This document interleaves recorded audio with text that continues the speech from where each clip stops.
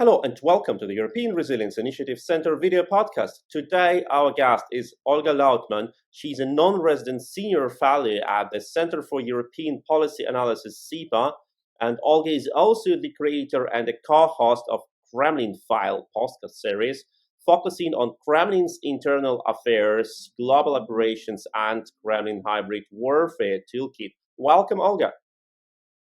Hi, thank you for having me.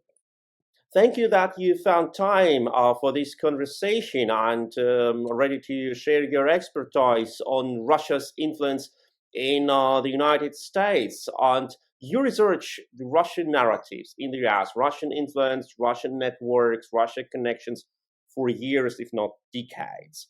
What are the most important cases of Russia's influence in the United States and why are they so dangerous? Well, I mean, we have seen the effects of Russia's disinformation operations over the past decade. They zoned in specifically after the annexation of Crimea. This is where we saw the disinformation operations pick up across Europe and the United States. And they have, targeted the U.S. since then. And we have seen the polarization, the division, the chaos that has been created off of this. So it's not only online where you see the divisiveness. You see, Russia not only their first step was to push their narratives, then to indoctrinate people, and then to push them into more and more violence offline. And you see this trend wherever it is, whether it's in Europe, whether it's in US, whether it's in Central and South America. You see people who are pro-Kremlin and who spew Kremlin propaganda, that they are now becoming more and more violent domestically.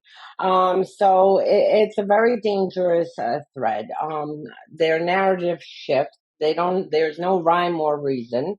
There are certain narratives that are constantly, very constant, as uh, you know, um, how you call it, putting out negative information about Ukraine, trying to break support of Ukraine after the annexation of Crimea, trying to prove that no, Russia did nothing wrong. They weren't involved, that it was, these so-called separatists that decided to annex Crimea and decide to join Russia, and then Donetsk and Luhansk the same. Meanwhile, these were all GRU agents. They were different military units who were doing it, but Russia started with this, and they started trying to whitewash what they had done, that they had entered illegally a sovereign country and taken territory at the time.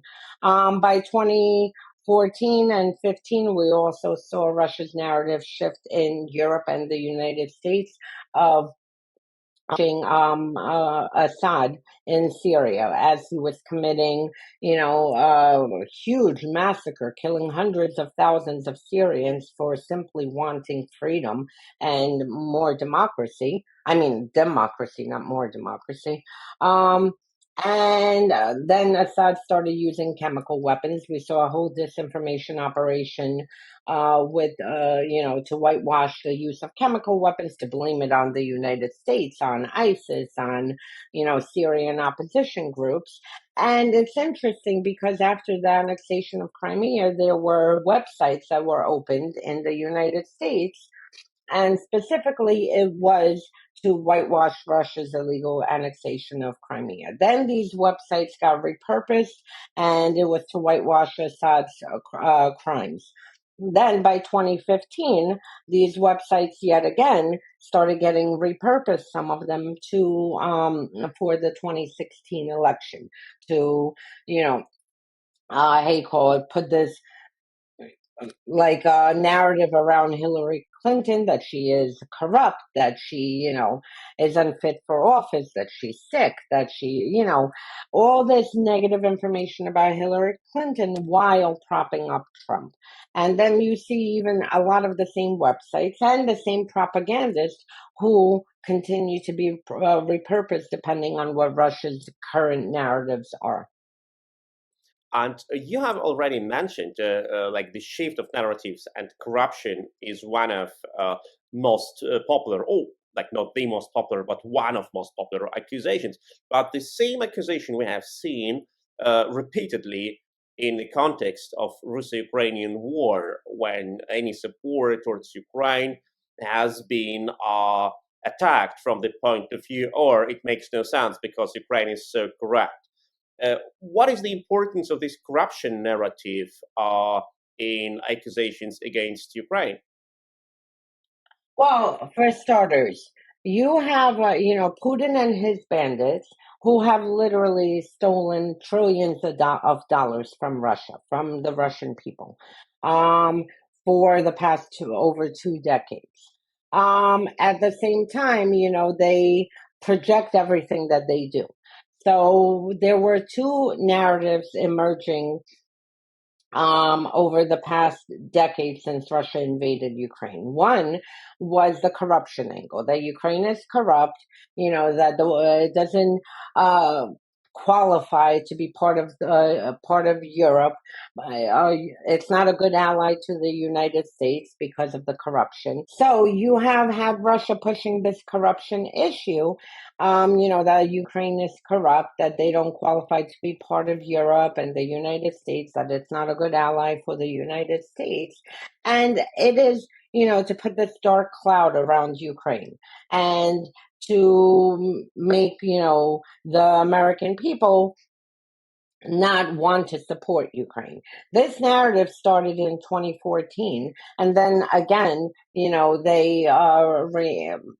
ramped up this disinformation in 2022 after the full-scale invasion, especially after the United States started putting out military, aid packages and humanitarian aid packages.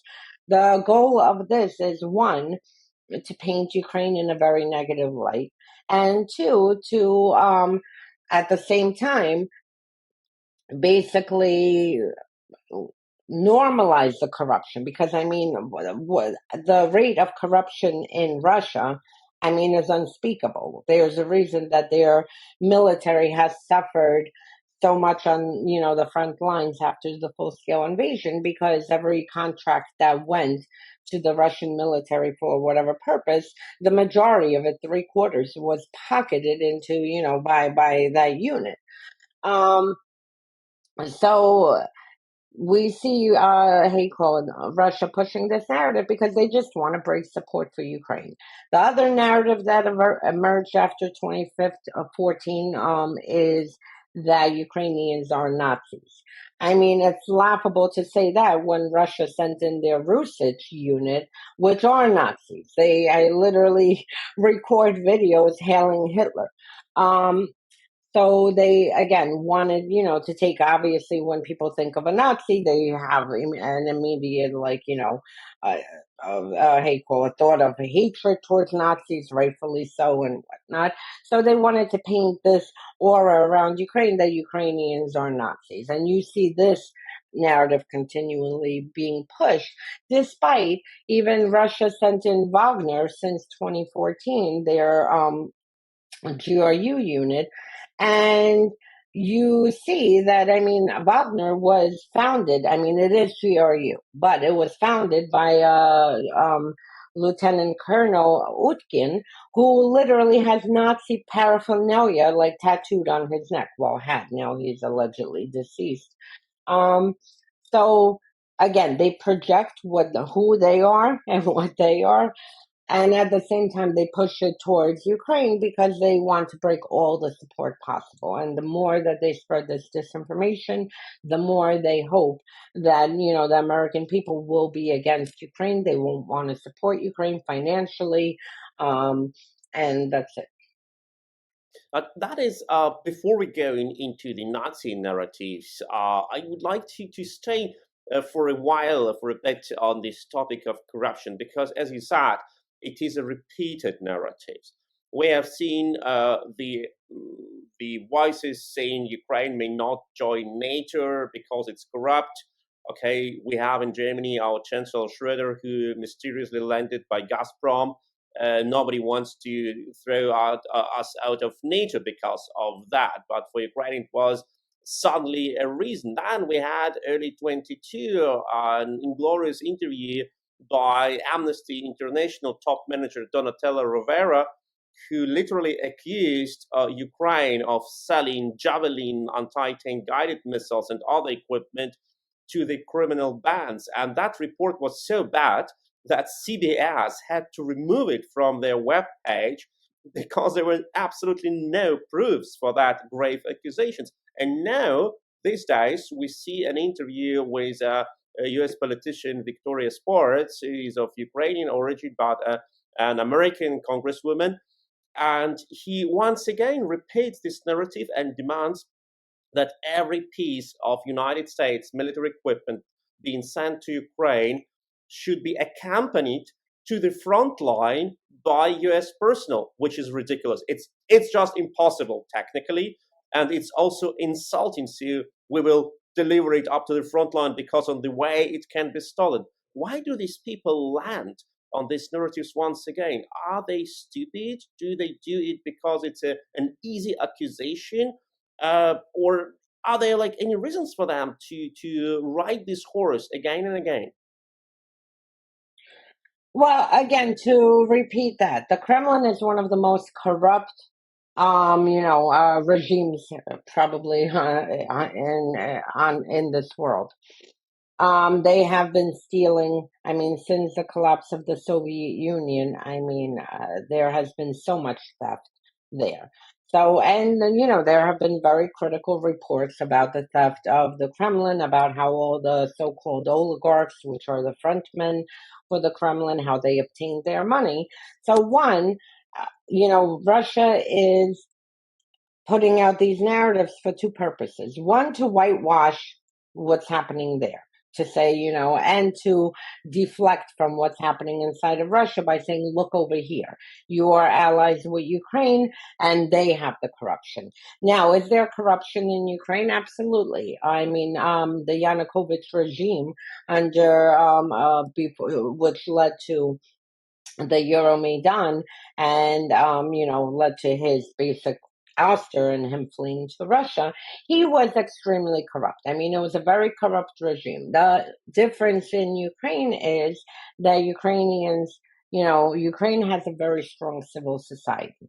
They saw this corruption. They saw Yanukovych's regime veering towards Russia, which is happening the same in Georgia right now with the Georgian Dream, who, is putting out a law that's pushing Georgia away from EU values towards Russia. And because of the strong civil society, Ukrainians came out. Points, in the midwinter in millions.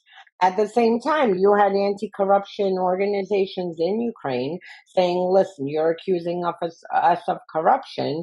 And they went to Europe and said, you're accusing us of corruption, but it's your banks who are allowing this. Here's a list of companies and shelf companies and individuals, who are from Ukraine, who are moving this money offshore. Stop their activities. These are your banks they are operating through. Do you think Europe did it? No, because, there is too much money for them personally. So they pretty much ignored. So yes, is there corruption in Ukraine? Was there corruption in Ukraine under the Yanukovych regime? Absolutely. Did Ukrainians get together by, upwards of 1 million plus people to demand that this corruption ends? Do they hold their officials accountable every time, an official is caught being corrupt?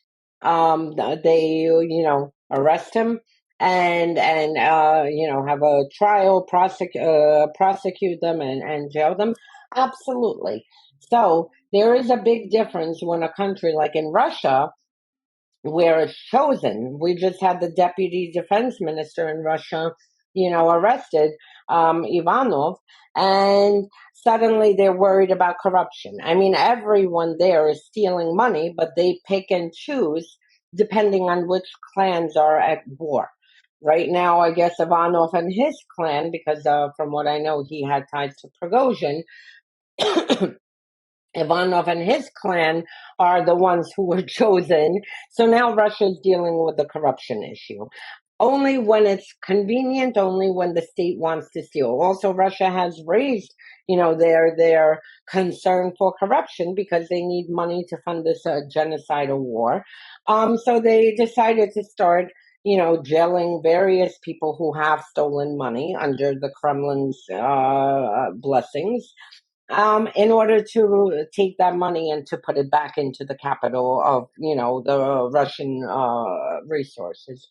So for Russia, their main point is they want to try to stop Ukraine from, moving west. They want to paint this picture around Ukraine as they are a completely corrupt, lawless Nazi nation that no one should pay attention to, that they're a toxic nation and whatnot, in hopes that people in Europe and the United States will break the support. And that's the furthest from the truth because, yes, like I said, Ukraine has corruption issues, but they are also the first ones to address the corruption issues, whereas we have in the United States still Trump, who literally was an agent of Russia for 4 decades. No one wants to even touch the Russia stuff. Whereas Yanukovych was a Kremlin puppet and he got prosecuted for treason. So there's a difference of how they handle. You mentioned Schroeder. You had the, Nord Stream pipeline too. I mean, how in Europe is it normal that you have Schroeder, who's a Kremlin puppet, you have Matthias Warnig, who was recruited by Putin when he was a Stasi agent and Putin was a KGB agent operating in Dresden. He was recruited. And how are they opening, a pipeline and have this huge pipeline initiative and deal? I mean, so if we're going to look at corruption, we can look everywhere at the corruption. The difference with Ukraine is they have no issues, addressing it. And as far as this, lovely so-called Ukrainian-born Victoria Spartz, she is the first to push Kremlin narratives. I mean, she has been doing it. It's become more obvious as the Kremlin, basically shills were trying to stop the 61 billion aid package, and you saw them getting to a breaking point where now it wasn't even subtle disinformation that they were peddling, that now it was like this desperate, urgent information, basically revealing who they are, what their, intentions are. For her to say that weapons are being, that they need to be walked to the front line. First of all, she's more than welcome to go and walk every weapon to the front line if she's this concerned. She can easily fly to Ukraine and arrange delivering the weapons to the front line. But the point is not that. She knows Ukrainian military is desperate right now. They have run out of ammunition. They were desperate for weapons. Why in the world would they be selling weapons when they need weapons to defend their cities? Russia is carpet bombing towns, erasing them completely. We just had Russia, the United States finally acknowledge and issue and sanction Russian institutions for using chemical weapons in Ukraine, which is not getting coverage. Why would Ukrainians be selling weapons when they desperately need weapons, when they're begging for the weapons, and when they receive the weapons, you see immediately them being used on Russian targets? I mean, we saw the United States recently announced they sent ATACMS. These ATACMS aren't being sold in the black market. They are going to Crimea. And we saw very publicly a nice explosion in Crimea. This is where they're going. So for her and Marjorie Taylor Greene and all the other Kremlin shows who, sit day and night and focus on Ukraine, they revealed who they are and the desperation that they had as the 61 billion package was getting closer to being passed and finally did get passed. What completely shocked me in that interview of Victoria Spartz to PBS that she first mentioned that, okay, all Eastern Europeans, they are corrupt, which from my perspective is a bit a problematic statement. And then when the House called President Zelensky a bandit, literally, there was like just some sort of confirmation from your side. And that is the language which one doesn't use addressing the only nation which is fighting Russia. None of other nations fights Russia as the Ukrainians do, and calling them all in general corrupt, and then calling their president, democratically elected one, a bandit. That was something which I would expect from the Kremlin broadcaster, not from a US American one. Well, again, you know who else is pushing her talking points identical? Dear Koch. For people who don't know who Dear Koch is, he's a GRU agent who was assisting Giuliani in the whole clown show, Trump's clown people, to attack the 2020 elections.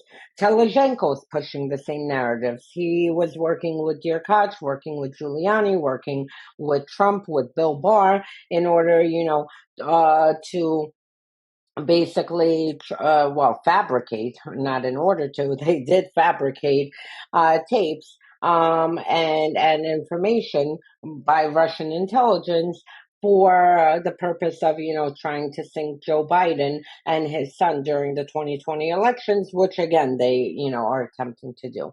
So, I mean, when Spartz is repeating the same identical talking points as Dear Koch, who is a GRU agent, and for people who don't know what that is, Russia's military intelligence agent, that's a problem. And I mean, that's something that she's going to have to live with. And obviously there is a reason for it. And just because you're born in Ukraine doesn't mean that you're loyal to Ukraine, doesn't mean, that you're not susceptible of being, captured by the Kremlin.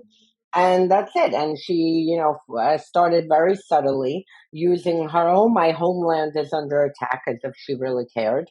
And then you saw the desperation get more and more as more aid was being issued, as more weapons were being issued. And then by the time, I mean, I sat there and laughed because by the time the $61 billion package was pretty much a sure deal, I mean, I thought, Marjorie Taylor Greene was going to like fling herself at the podium to try to stop this vote because she was getting so desperate of trying to stop this aid, along with Spartz. They were working together.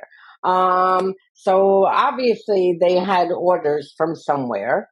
They failed their orders. And they were getting more and more and more desperate because, when you promise to whomever you're making these promises, yes, we will disrupt aid. And then suddenly you can't deliver on your promises. I mean, most people, it's like the mafia. Most people get, nervous the more they can deliver. So, she'll be dealt with. We'll see what happens, here as far as with her. She's running for re-election and we'll see what happens. But the whole thing, frankly, is silly and ridiculous. And I mean, you know, Ukraine, like I said, there's corruption everywhere. It's a matter of who's addressing, and Ukraine has some of the most, anti-corruption centers to address corruption issues. They deal with corruption. They, are constantly partnering. They're very transparent. They're partnering with their European and U.S. allies to hand whatever information they have, whether it's on individuals or companies or, people. So I'm not worried about Ukraine's corruption because they're not, sweeping it under the rug like in Germany per se, where they just like it doesn't exist. They're like, yes, it does exist and we are dealing with it and we want your help to deal with it and we're not going to shut up until you do help us deal with this. And that's it, because they are right. It is coming from, any theft from inside Ukraine, from corrupt individuals, is going through Western institutions. I mean, it's very easy for Europe, to flag it to their banks and the United States and say, you know what, no, we're not going to deal with these transactions, and that's it. Absolutely.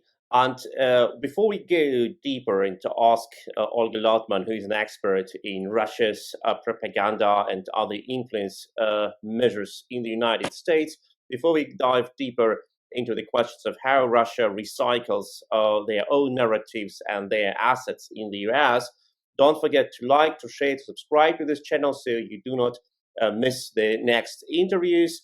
And don't forget to share this video with those you would like to see it. But Olga, we have talked a lot about Russo-Ukrainian war and Russian narratives regarding Ukraine. But there are also other Russian narratives and other directions of Russia's influence. And we know that from the United States, at least until the full-scale invasion of Russia in Ukraine, there came a lot of US American people who started to work as pundits on Russia's state TV, were usual guests at Russia's talk shows, and were presenting a sort of sometimes wild narratives on Russian TV, which have been later sold internally in Russia and externally. And this influence of Russia, it went up to sometimes pretty high level. Like, let me name our US General Retired Flynn, who was shortly a national security advisor for President Trump, 22 days of his presidency, not for a longer time, but still. And what is much more important, he was a director of the Defense Intelligence Agency. So this person was invited 2015, after the Russia's invasion in Ukraine. He was invited to Kremlin Gala and reportedly being paid 45,000 US dollars for his speech. And then he spent his time sitting at a table together with Vladimir Putin himself, with Putin's FSB general Sergei Ivanov, personally responsible for the future full-scale attack on Ukraine, and Jill Stein, who is a presidency candidate from the Green Party and candidate in this year in the United States as well. So what does it mean for us? Why did the US general, a reasonably paid person who has his salary and his pension, why does he come to Kremlin and plays there some sort of a marionette role to entertain Vladimir Putin? Well, let's rewind a little. Since the Soviet days, the number one objective of the KGB was to capture people, politicians, people inside of intelligence agencies in the U.S. Specifically. They, wanted to recruit people in the CIA, the FBI, and this all carried over. Yes, the Soviet Union collapsed. Yes, the KGB, collapsed, but it never did collapse. Basically, after the collapse of the Soviet Union, the KGB went underground for, to put themselves back together. KGB flipped over the letters were changed to FSB and SVR, and that's it. But it was absolutely the same playbook. It was absolutely the same, initiatives. It was the same, same operations that they carried out during the Soviet Union, they were carrying out and continue to carry out today. So capturing politicians is, one of their main priorities. Politicians, journalists, people in think tanks, academics, pretty much anywhere and anything where someone has any kind of influence. And interestingly enough, in 1984, the head of the KGB, Khrushchev, had issued new memo for the KGB that they're expanding. Now they're no longer looking just for scientists and CIA and, access to military and technology secrets. Now they want businessmen. They want, sports. Anyone who has any kind of influence or plays any role and is known in the West is open for recruitment. So now to fast forward. Flynn was the director of national intelligence, and his love with Russia began slightly before that. In 2014, he was probably one of the only Americans who was invited, as he was director of national intelligence, to visit the office of GRU, which again, Russia's military intelligence. He was Not only was one, he the first invited, one he's American. probably the only American who laid wreaths for the fallen GRU agents, which frankly is absurd. I mean, the fact that an American official is putting wreaths for Russians whose agenda and whose primary aim is to destroy the West, I mean, that tells you what it is. And we've seen what GRU is with a lot of investigations where they're running around Europe, assassinating everyone and anything they can, blowing up ammunition plants. And this is what GRU is. You know, they're killers and they're terrorists. So this is who Flynn decided, needs to put a wreath on to remember their good service for, I guess, Russia. I'm not sure.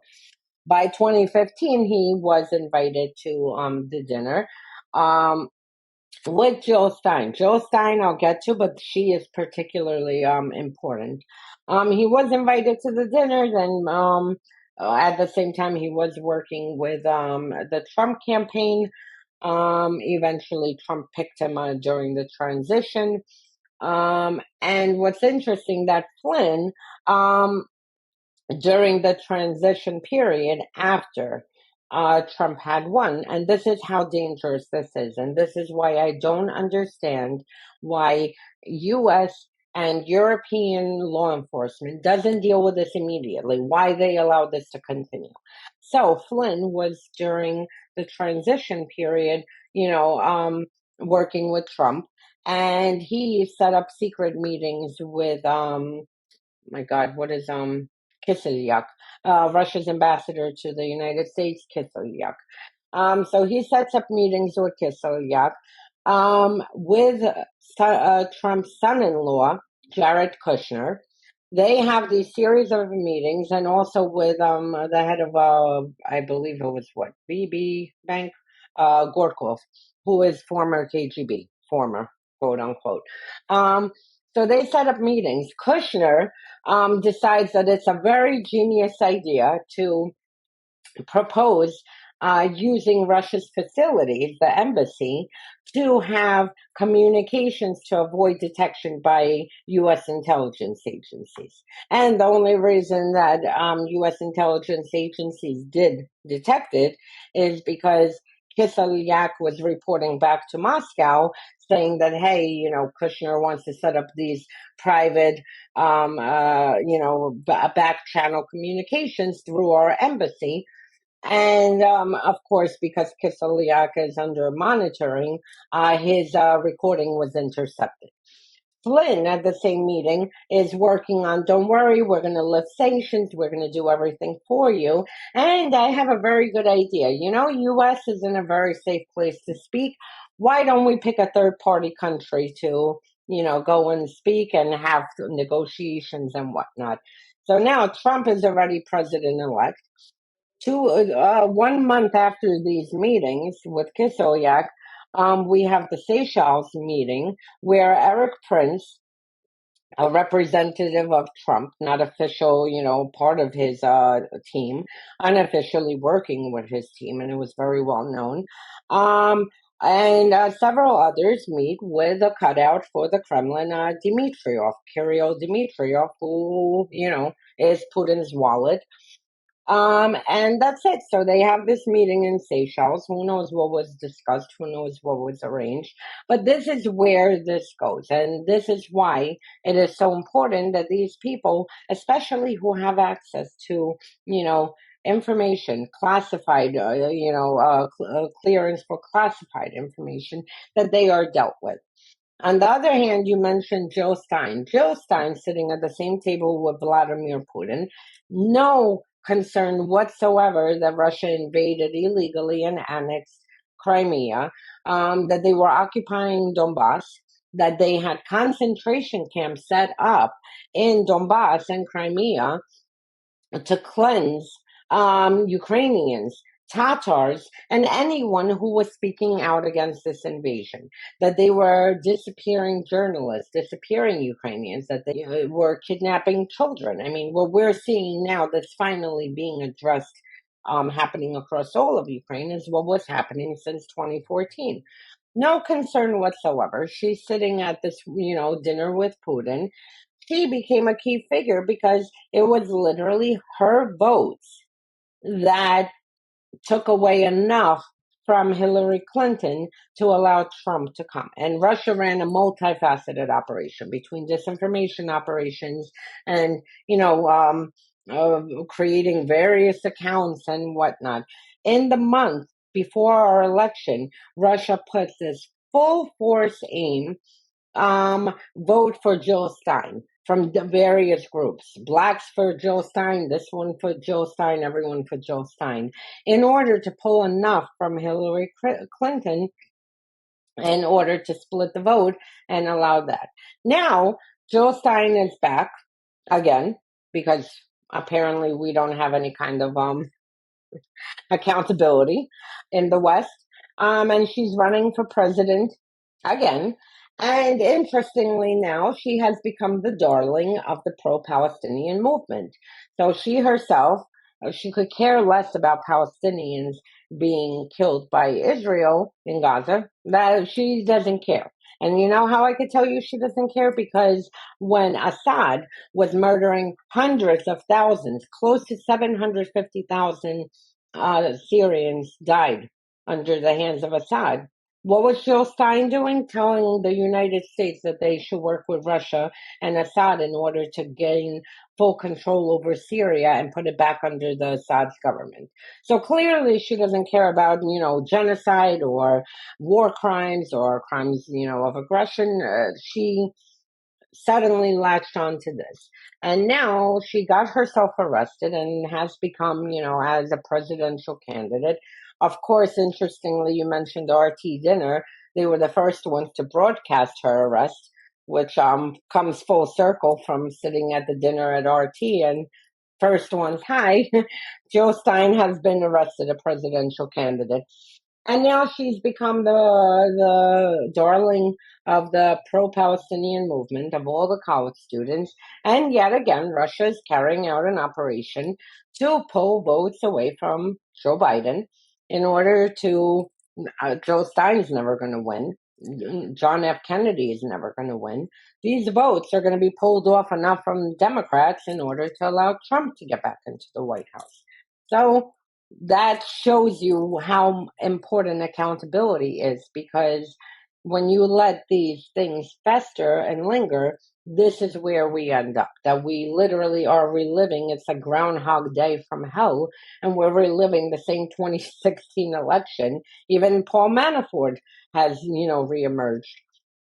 And he's a Kremlin agent since 2003, 2 decades that he's ran operations for Russia in Ukraine, Montenegro, Georgia, Kyrgyzstan. I mean, you name it, he has carried out. United States. Even he feels emboldened enough that, he joined Trump's campaign again. And that's it. You have brilliantly pointed out this multi-goals approach by Kremlin, when they act on the first side into quite different directions, like supporting a far-left candidate like Jill Stein and MAGA movement at the same time, but with one goal and playing on different chessboards simultaneously, but with one goal in mind: undermine our ability to fight Russia's aggressions back. But when we are talking about all these complicated dependencies, you have said that the Russians and the KGB, the Soviets, before they started to recruit people who are not under such observation by our security services, not the top tier politicians or military personnel, but artists, people from the cultural scene, academia, where for an academia person it's natural to go to Russia, to participate at conferences, to publish controversial things. It's a freedom of science. but then the Russians used to feed these people, to tempt them, and to use them later as their assets. The same what they did in Germany. What does Russia offer these people so they fall into this trap, willingly or unwillingly? Well, it's interesting because there are certain people, for instance, in the think tank world, when they release a pro-Kremlin article, which frankly is insane, like, oh, do you think they got paid? No, Russia works in very different ways. It doesn't necessarily have to, write you out a check for your services.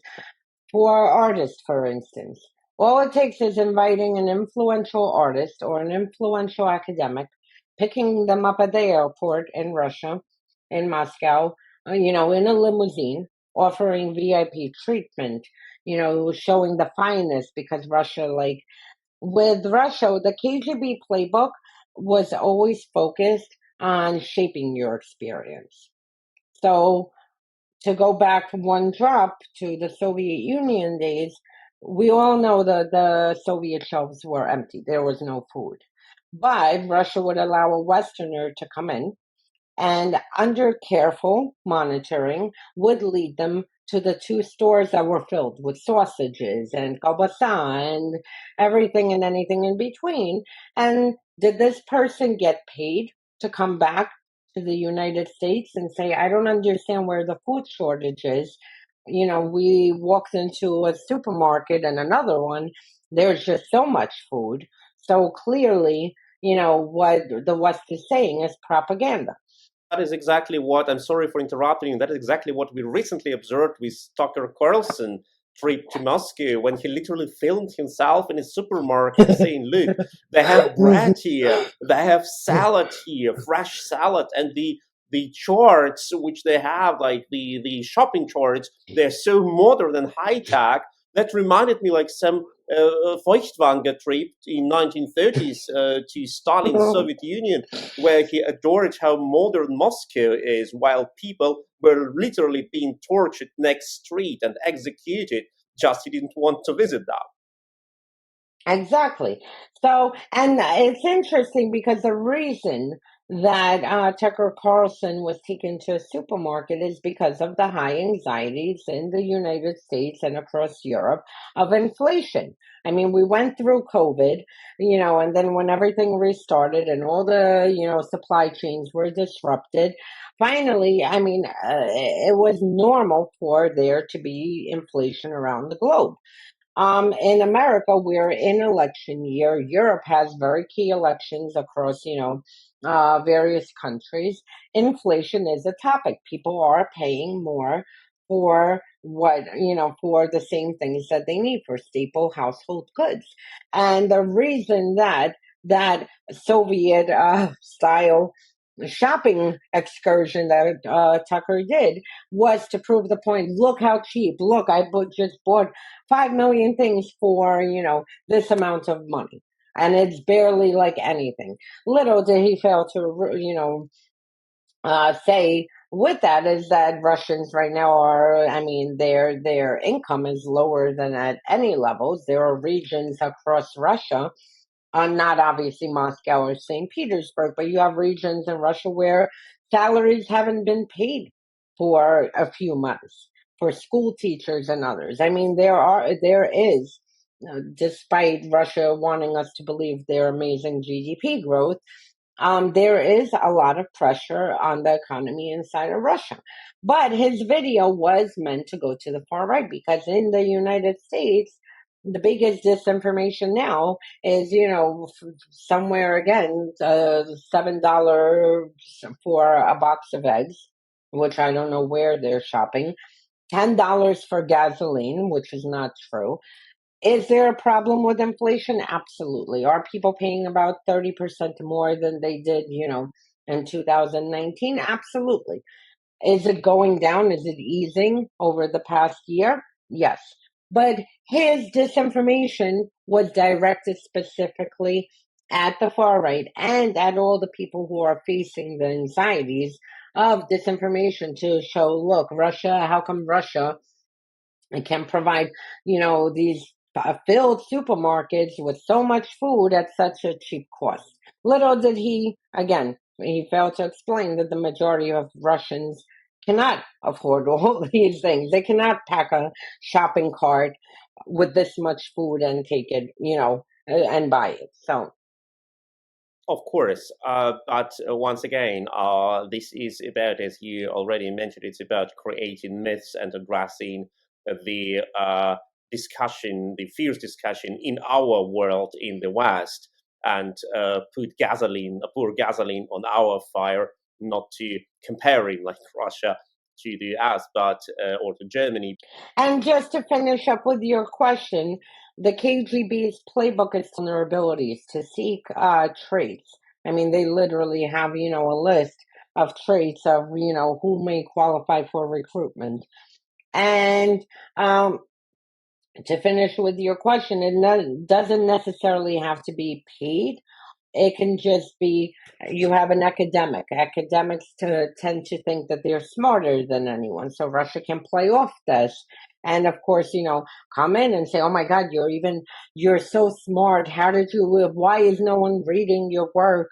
Or with an artist, why is your, art not being sold across everywhere, or your poems?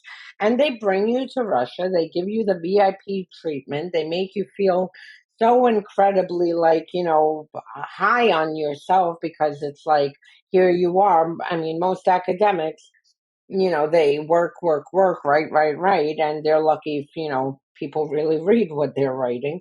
And here, Russia will shape your experience and provide you the VIP treatment, to the opera, to the best restaurants, music, caviar, everything and anything they throw at you. And then when you come back to Germany or the United States, you're like, I don't understand. How could people say Russia is so aggressive? I landed, Moscow is beautiful.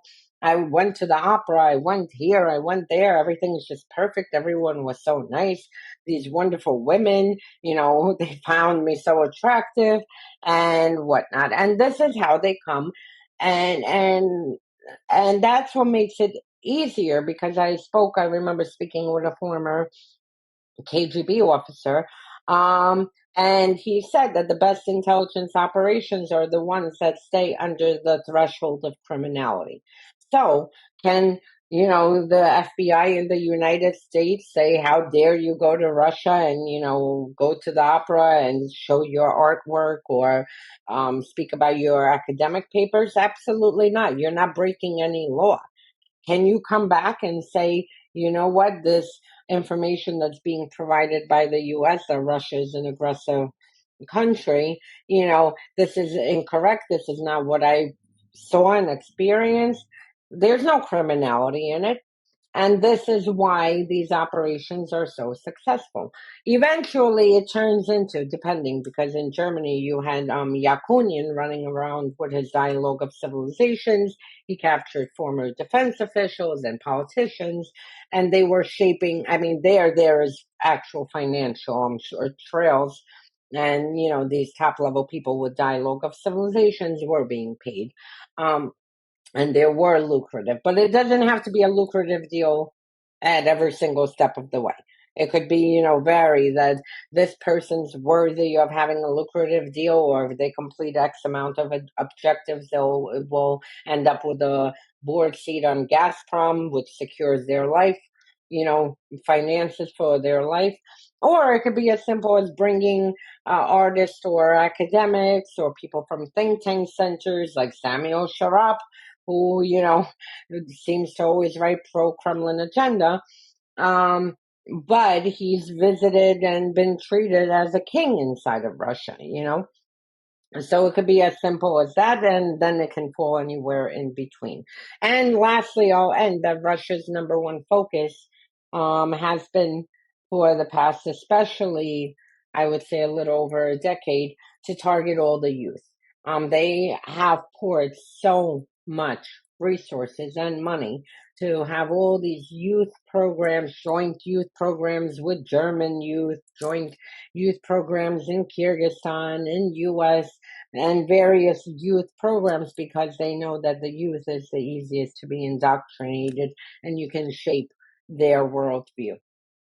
And once again, the youth thinks often, like the academia, that they are smarter than the others and they know the right solutions, the fast solutions, the effective solutions, and that is the easiest way to manipulate the person. But what I really found very interesting in your comment is that you say that the way, say, Russia influences people and catches people and acquires people, these ways are not criminal from our point of view, like strictly formally speaking. Even in the Dialogue of Civilizations, which you mentioned, Dialogue of Civilizations is a Germany registered charity. They are operating our German law, incorporated our German under German law, and it's not forbidden for any retired person of politicians or like some business circles to write an article for their webpage and even get paid lavishly honorary several thousand or maybe dozens of thousands euro because the article is so good and the person is so exclusive, and it's being officially paid as long as taxes are being paid. There is no crime here. We know that one German journalist, in particular, Mr. Seibert, Seifert, sorry, he got reportedly 600,000 euro unrecorded from the Russian oligarchs, but that was obviously an exemption. And as long as these payments are being taxed, there is no crime in it. So my question to you, Olga, is what are functional ways to stop it? Because we cannot even think about introducing a sort of censorship. It would ruin our society and our values. It will turn us into Russia. But we need some ways to stop these waves of influence and propaganda, because when we try to address them as normal cases, Russia creates 10 or 20 new waves of attack and we get overwhelmed. Yeah, no, it's an extremely difficult problem because there's no criminality, and as long as there's no criminality, I mean, you have to cross a threshold. If you're working in the military and you pass classified information over to Russia, that's a crime. You will be prosecuted. If you worked in the military and now you are advising Russia, now you're retired and you are advising Russia and discussing the best ways to end, now that is not a crime.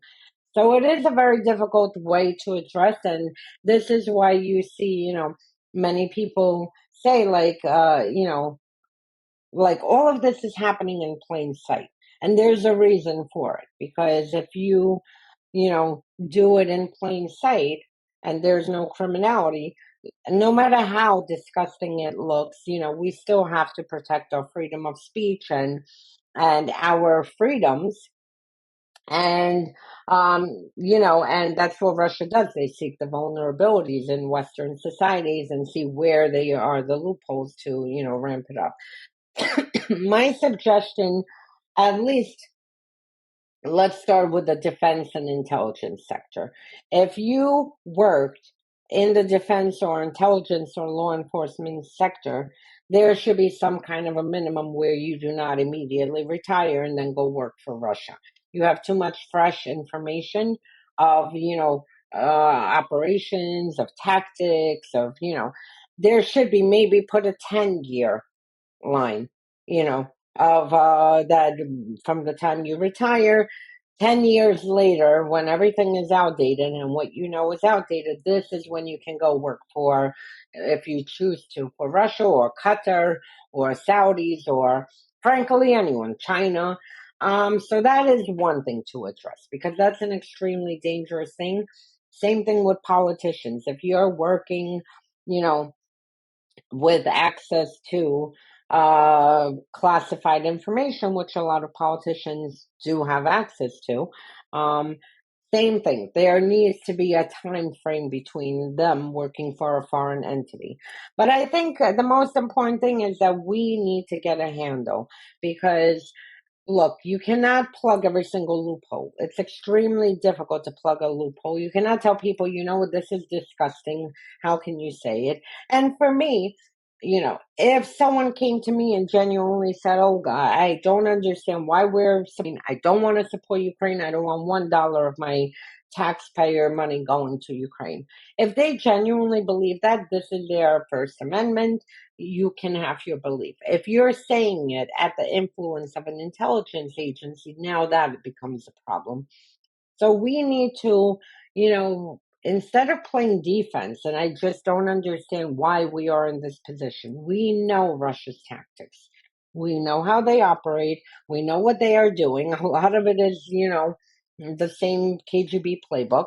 A lot of it, I can write. I could tell you what the next narratives will be because they keep recycling them. We need to first, as NATO, US, Europe, everyone, anyone who wants to have democracy and sanity needs to come together and stop Russia's disinformation operations. Stop them at the core. Sometimes I watch a disinformation operation launch on certain Telegram channels. I'm like, I wonder, where is this going? The far right or the far left? Like, which direction are they going to, push it? We can stop it there. And if we stop it there and keep our information space clean, Estonia has done a great job with this, then, that already is helpful because we're not allowing a lot of noise and garbage and disinformation to pour and just poison our information space. Another thing is we need to really address and teach critical thinking. We need to teach, maybe fight combating disinformation as part of the defense.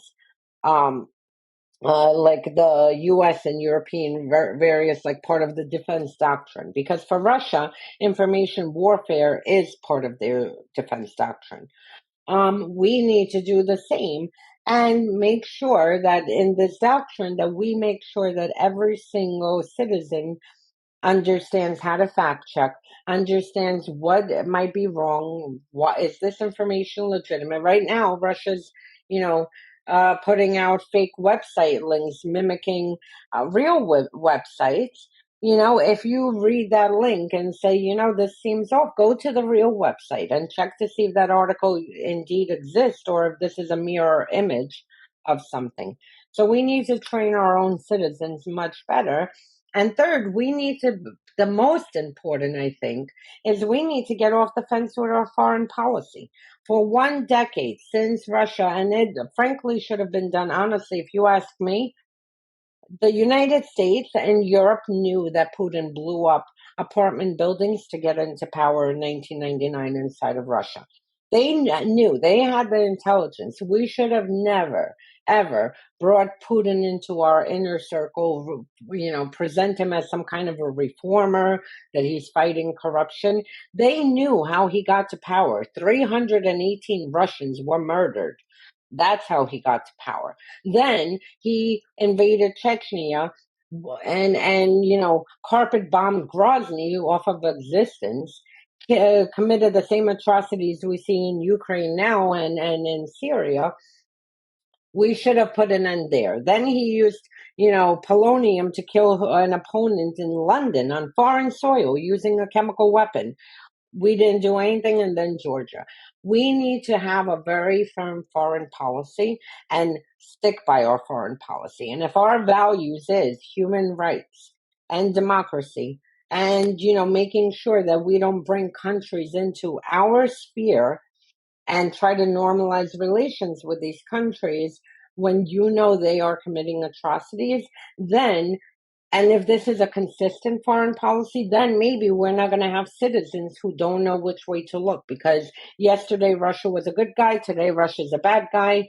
And, depending on which president it is, they're meeting with Putin, they're not meeting with Putin and whatnot. You need to have a very firm, we need to stick by our Western values. And this is how we address it. Because if in 2000, and every major event since, if the United States said, Russia is an enemy, they do not abide by Western values, they don't have respect for humanitarian rights, they are committing atrocities, across the world. They invaded Georgia in 2008.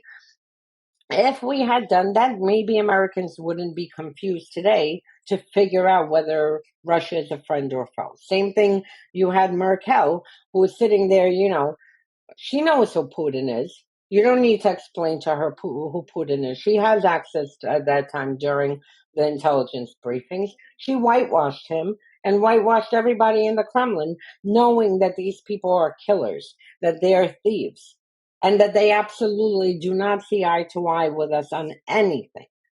That's it. And if we start carrying out foreign policy that's in line with our values and stop making cases like in this case, maybe we should work with Russia. I mean, we had a joint terrorism task force with Russia, to fight ISIS. Russia's the biggest terrorist. What they were committing in Syria, the atrocities, I mean, is unspeakable. How are you in a joint terrorism task force with a country that is deploying Wagner, a terrorist group, to mass murder Syrians? So this is, I think, the most important. And we can make a difference because we can push our governments to have a firm policy and follow what our values are. Because if not, then I don't know what to do.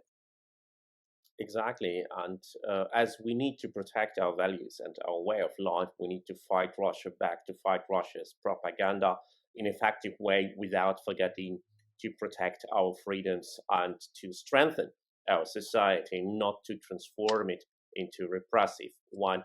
Was an amazing interview with outspoken Olga Lautman, who is a non-resident senior fellow at the Center for European Policy Analysis, CEPA, and also a creator and a co-host of Kremlin File podcast series, focusing on Kremlin's internal affairs, global operations, and hybrid warfare toolkit. Olga, I would have liked to speak another hour with you, and it is clear that the topic we have addressed is of incredible influence. Thank you for your expertise. Thank you for the opportunity to tap to your knowledge.